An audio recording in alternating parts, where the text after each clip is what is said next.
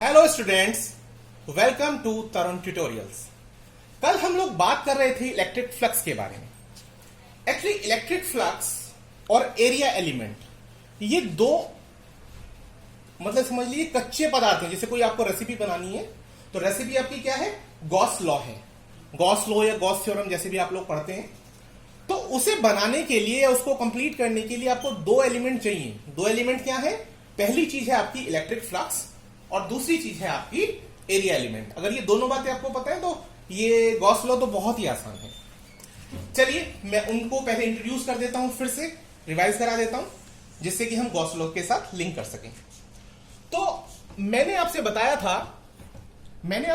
था कि अगर कोई पानी का फ्लो है और पानी के फ्लो के परपेंडिकुलर ऐसे हमने कोई लेमिना लगा दिया।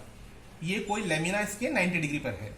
और लेमिना कैसे है? लेमिना को ऐसे समझिए कि ये अगर लाइन है, इलेक्ट्रिक फील्ड की लाइन ई है, ये डायरेक्शन इलेक्ट्रिक फील्ड की है, तो इसके परपेंडिकुलर जैसे ये आप देख सकते हैं, ये लेमिना हमने लगाया हुआ और लेमिना ऐसा है, इससे होकर इलेक्ट्रिक फील्ड गुजर रही है 90 डिग्री पर। तो इस कंडीशन में ये ई हो गया।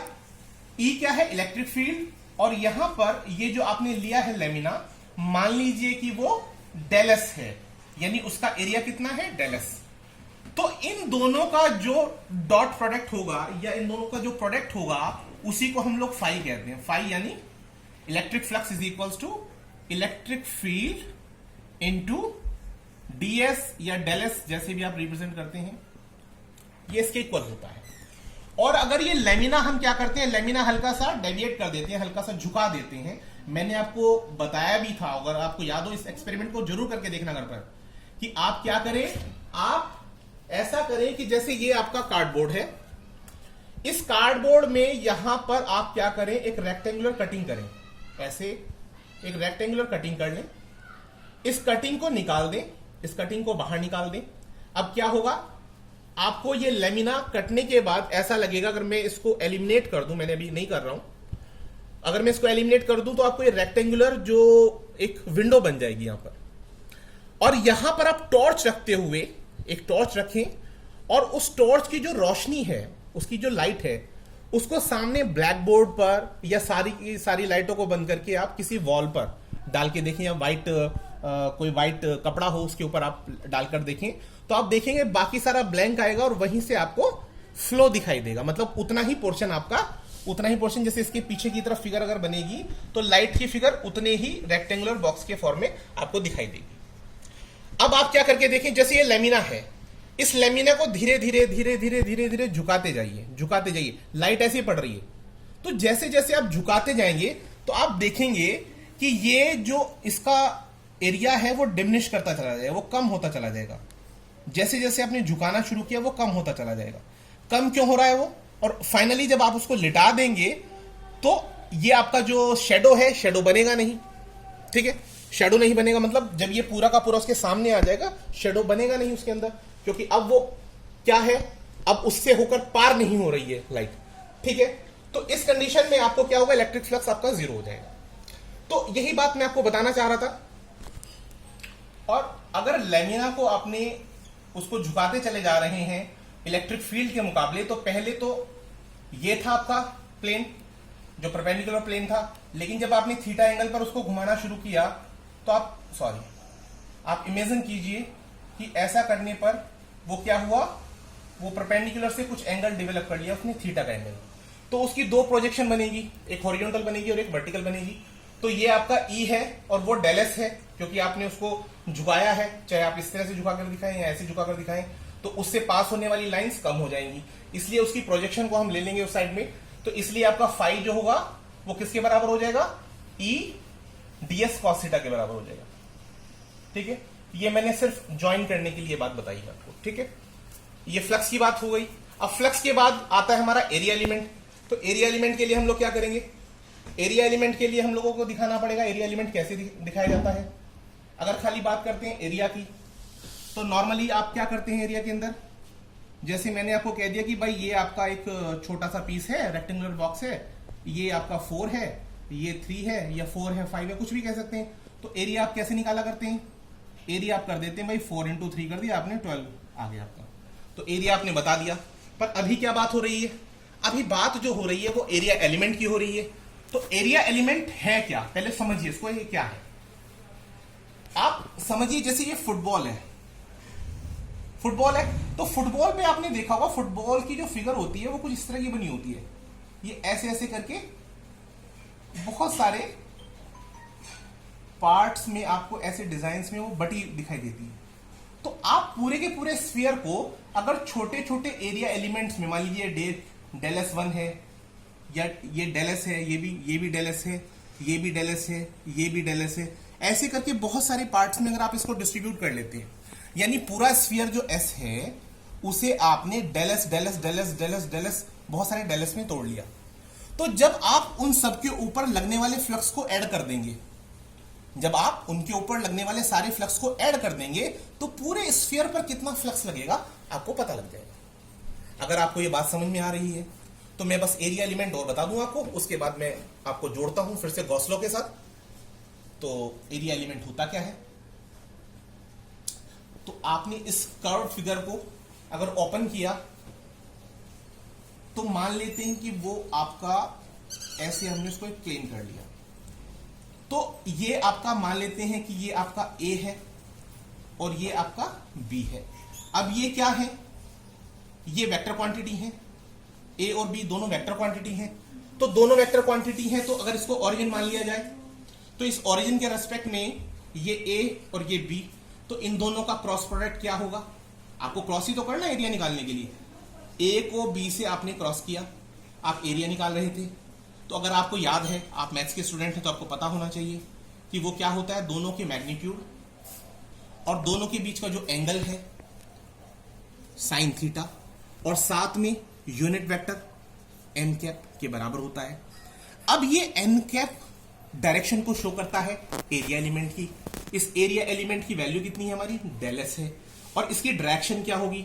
इसकी डायरेक्शन क्या होगी? अगर ये एक्स वाई प्लेन है, भाई ये आपका एक्स है, ये आपका वाई है, तो ये क्या हो गया? बोर्ड हो गया एक्स वाई प्लेन। तो एक्स वाई प्लेन के अगेंस्ट ये आउटवर्ड, भाई यही तो होगा। जैसे आप कोई स्क्रू लेते हैं ना, कोई स्क्रू ड्राइवर लेते हैं और स्क्रू ड्राइवर से आप उसको ऐसे रोटेट करते हैं, तो आप बी का ए के रेस्पेक्ट में निकाल रहे हैं, या आप इसको ऐसे रोटेट करते हैं ए का बी के रेस्पेक्ट में निकाल रहे हैं। अब जब पढ़ेंगे 12th मैथ्स में आपको मिल जाएगा तो आपको क्रॉस प्रोडक्ट पता लगेगा कि कैसे निकाला करते हैं वेक्टर्स का। तो ये आपका आ गया A B sine theta N cap, और एन कैप जो है वो डायरेक्शन को शो करेगा इस एरिया एलिमेंट की, जो क्या होगी? परपेंडिकुलर होगी। इज इट क्लियर और नॉट? तो ये सब कच्चा सामान था जो गॉस लॉ को समझाने के लिए जरूरी था, मैं बता चुका हूं। अब मैं इसको इस्तेमाल करूंगा और उम्मीद है कि आप इसको ध्यान से समझेंगे। चलिए शुरू करते हैं। पहले डेफिनेशन पर आते हैं। Gauss law states, Gauss law क्या कहता है? गॉस लॉ कहता है कि we can state the Gauss law electric flux through a close surface S. अब वो क्लोज सरफेस एस क्या है? जैसे मैंने फुटबॉल का एग्जांपल लिया, आप ये मान लीजिए कि आपके पास एक सिमेट्रिकल स्फीयर है जिसका एरिया एस है, ठीक है? उसका सरफेस एरिया कितना हो गया? एस हो गया।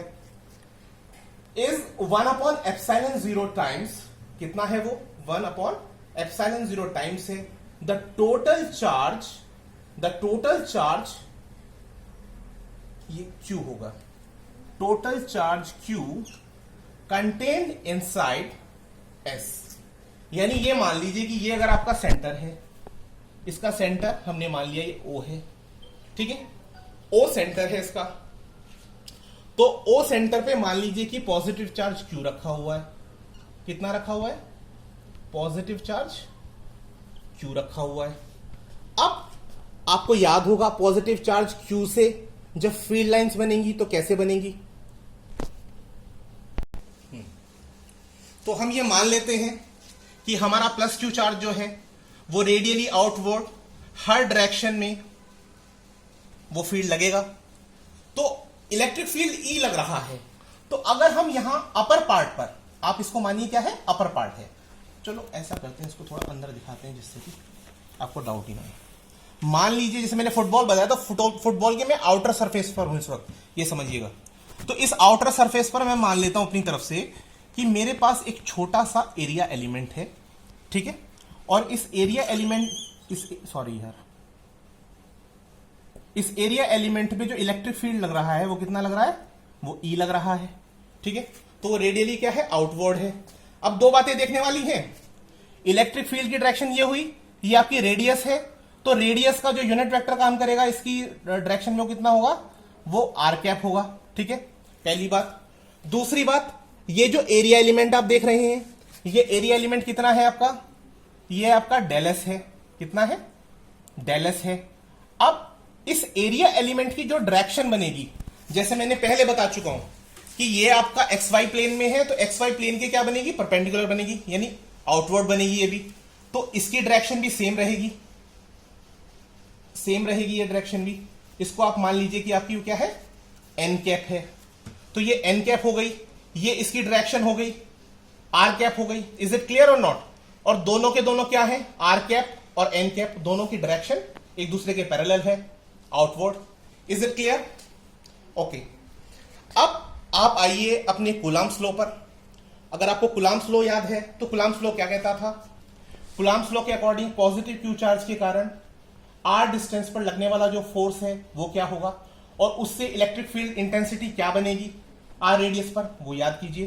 तो उसे आप याद करेंगे तो आपको खुद पता लग जाएगा कि इलेक्ट्रिक फील्ड कितना लगने वाला है। तो हम इस पॉइंट को कुछ नाम दे देते हैं।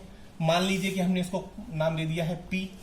तो पी पॉइंट के ऊपर हमारी जो फील्ड इंटेंसिटी डेवलप हो रही है वो कितनी हो जाएगी, E is equals to, by Coulomb's law आप लिख सकते हैं, बाई कूलम्ब्स लॉ,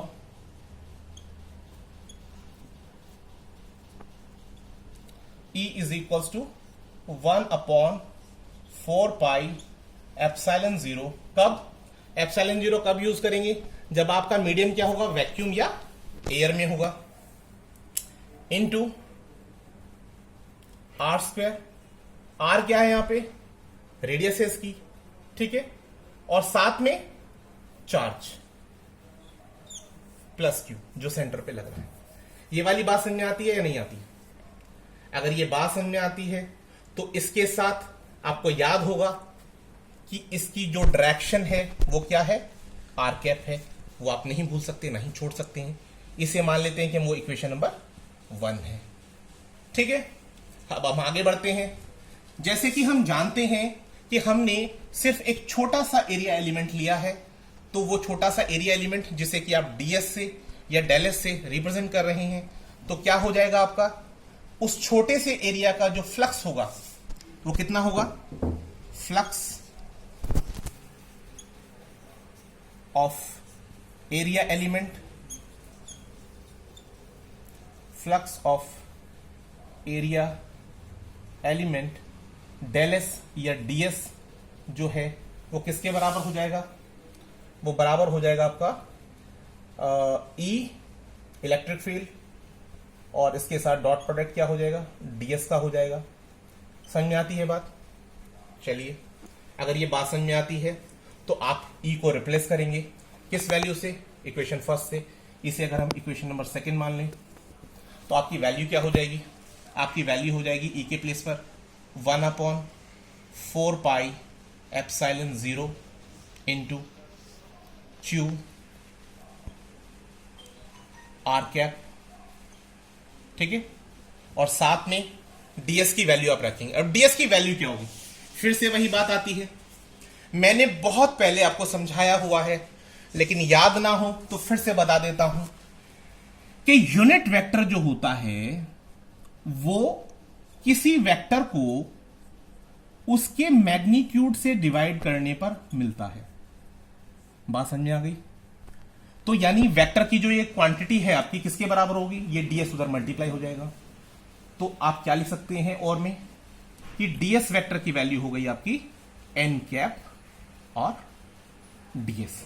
इसको आप अगर बिना ब्रैकेट के लिखेंगे, मतलब सॉरी ब्रैकेट कह रहा हूं, बिना मॉडुलर साइन के रखेंगे तो आपको वेक्टर की जरूरत नहीं है, ये भी आपका मैग्नीट्यूड को शो करेगा। ठीक है, तो आप डीएस कैप के प्लेस पर क्या रख देंगे, यहां पर आप रखेंगे N cap DS. Is it clear? अब आर कैप और एन कैप आप देखिए, ये एन कैप की डायरेक्शन है ऊपर की तरफ आउटवर्ड, ये आर कैप की डायरेक्शन है आउटवर्ड, दोनों डायरेक्शन सेम है, दोनों एक दूसरे के पैरेलल हैं। और अगर आपने वेक्टर क्वांटिटी पढ़ी है कि दोनों के दोनों क्वांटिटीज आपकी पैरेलल हैं, तो क्या हो जाएगा, R cap dot N cap is equal to 1, क्योंकि वो रेडियली आउटवर्ड यानी सरफेस से परपेंडिकुलर है। तो R cap dot N cap 1 हो जाएंगे, क्योंकि दोनों के दोनों क्या है, radially outward perpendicular to the surface है। Is it clear? तो in place of this R cap N cap को आप रिप्लेस कर देंगे किससे, वैल्यू 1 से। तो ये आपका क्या हो जाएगा, is equal to 1 upon 4 pi epsilon 0 into Q, और ये हो गया आपका क्यू इंटू डीएस। अब बोर्ड भर चुका है, तो मैं इसको रब कर देता हूं। तो अभी हम लोगों ने सिर्फ इस एरिया एलिमेंट का फ्लक्स निकाला है। तो इलेक्ट्रिक फ्लक्स कहां पर निकला है, इस एरिया एलिमेंट डीएस का। तो वो कितना हो गया, D phi E is equal to E into that elementary portion. किसके बराबर हो गया, 1 upon 4 pi epsilon 0 into Q था, उसको हमने कंपाइल करके लिख दिया है Q upon 4 pi epsilon 0 into DS upon R. यहां तक तो कोई डाउट नहीं होना चाहिए। अब बात क्या आती है, अब आपके पास दो तरीके हैं। आपके पास यहां पर एक एरिया एलिमेंट आपने लिया है, और मैंने क्या कहा था आपसे कि आप इसको फुटबॉल की तरह इमेजिन करें। कैसे इमेजिन करें, इसको फुटबॉल की तरह इमेजिन करें कि उसमें बहुत सारी जो स्ट्रिप्स लगी रहती है ना, चलो ओह शिट, ये तो गया, चलो कोई बात नहीं, आप देखिए जरा महसूस कीजिए कि जैसे यहां पर एक एरिया एलिमेंट है कि यहां पर है, एक यहां पर है, एक यहां पर है, एक यहां पर है, एक यहां पर है, मतलब ये पूरा का पूरा सरफेस आगे से पीछे से ऊपर से नीचे से, मतलब पूरा का पूरा जो आउटर लेयर है, ये सबको अगर हम ऐड कर दें, एक तरीका तो ये आप इसको ऐड कर दें यानी समेशन कर दें। दूसरा तरीका है इंटीग्रेट कर दें, क्योंकि दोनों एक ही चीज होती है। इंटीग्रेशन भी वही है, unit by unit sum up कर देना कि कोई कर्व है, उस कर्व को आपने इस रेंज से इस रेंज तक छोटे छोटे स्ट्रिप्स में बांट लिया, इक्वल स्ट्रिप्स में, उसके बाद आपने उसको इस लिमिट से उस लिमिट तक इंटीग्रेट कर दिया। ठीक है। दूसरा तरीका क्या होता है, दूसरा तरीका होता है समेशन, जो हम करते आ रहे हैं। या तो आप समेशन कर दें या इंटीग्रेट कर दें, तो आपको टोटल फ्लक्स पता लग जाएगा, क्योंकि आपको एक एरिया एलिमेंट पता लगा है और जितने भी एरिया एलिमेंट हैं सबको आपको जोड़ना है, बस इतना करना है। तो ये सारे डिफाई ई जब जुड़ जाएंगे तो टोटल फ्लक्स आपको पता लग जाएगा। अब शुरू करते हैं, ये कथा समाप्त करते हैं आपकी। Electric flux over the entire sphere, ये किसके बराबर हो गया, हमने ये किया कि हमने इसको उठाकर इंटीग्रेट कर दिया। यार ये तो प्रॉब्लम कर रही है, कैसे किया, इंटीग्रेट किया है किस पर, क्लोज सरफेस पर। किस पर किया है, क्लोज सरफेस पर। अच्छा, किसके बराबर हो गया, ई इंटू डीएस के बराबर हो गया। Is it clear? तो अब इसकी वैल्यू हमारे पास ऑलरेडी है, Q upon 4 pi epsilon 0 DS upon R square. अब भाई क्यू जो है वो चेंज नहीं होने वाला, 4 पाई एप्सिलॉन 0 चेंज नहीं हो रहा है, रेडियस आपकी बदल नहीं रही है, तो ये सारा का सारा मैटर कुछ भी बदल नहीं रहा है। यानी जो बदलता नहीं है वो क्या होता है, कांस्टेंट वैल्यू। और कांस्टेंट वैल्यू को अंदर क्यों रखेंगे हम इंटीग्रेट किसको करेंगे, जो चेंज हो रहा है, जो बदल रहा है। तो ये सारी वैल्यूज ई की हम क्या करते हैं, बाहर ले लेते हैं इंटीग्रेशन से, और इंटीग्रेशन से बाहर ले लेते हैं तो ये वैल्यू आपकी हो जाएगी क्यू अपॉन 4 पाई एप्सिलॉन 0। ठीक है, और ये आपने इंटीग्रेट कर दिया किसको, डीएस को, जो आपकी लिमिट्स हैं, यानी आपको सबको सम अप करना है, जो आपका सरफेस है पूरा।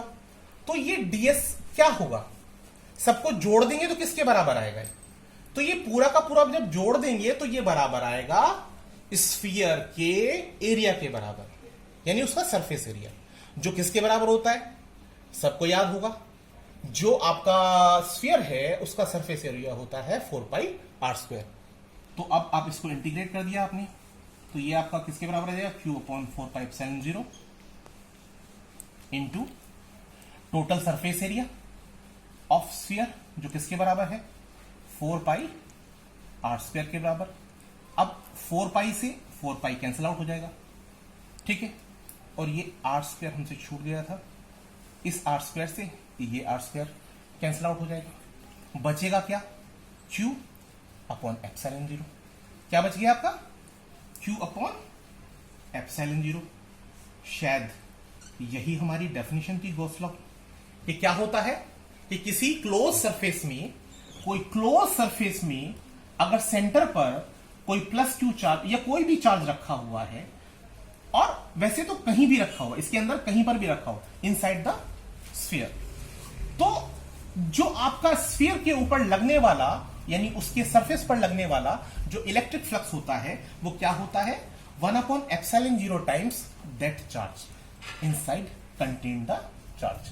ठीक है, अब ये ध्यान रखें, आपको डेफिनेशन को ध्यान देना है कि जो चार्ज अंदर है सिर्फ उसी के कारण इसकी सरफेस पर हम इलेक्ट्रिक फील्ड को फ्लक्स को देख रहे हैं, ना कि आउटसाइड वाले चार्ज से कोई इंप्रेशन आने वाला नहीं। और एक कमाल की बात यह है कि अगर आपको यह बात पता है, गॉस लॉ आपको पता है, तो आपको बहुत डिटेल में जाने की जरूरत नहीं, बस ये उसकी बेसिक प्रॉपर्टी याद रखनी है कि वो एक तो क्लोज सरफेस होना चाहिए, फिगर चाहे उसकी कुछ भी हो, और अंदर उसके एक से ज्यादा चार्जेस भी अगर है तो उन सबको कंपाइल करके उनका जो बंच बनेगा, उससे जितना आपका फ्लक्स बनता है तो वो सारा का सारा निकल आएगा। बड़े सिंपल क्वेश्चन होंगे, अभी हम इसकी एप्लीकेशंस को स्टडी करेंगे, लेकिन आज के लिए इतना ही विराम देते हैं क्योंकि अभी मार्कर भी आउट हो गया है। तो thanks a lot, have a good day, and I believe कि आपको अच्छा लगेगा ये वीडियो, और आपको अच्छा लगे तो प्लीज आप इसे लाइक करें और शेयर करें, सब्सक्राइब करें, और मोटिवेशन के लिए अगर कुछ कमेंट करना चाहें तो मुझे बहुत अच्छा लगेगा। Thanks lot.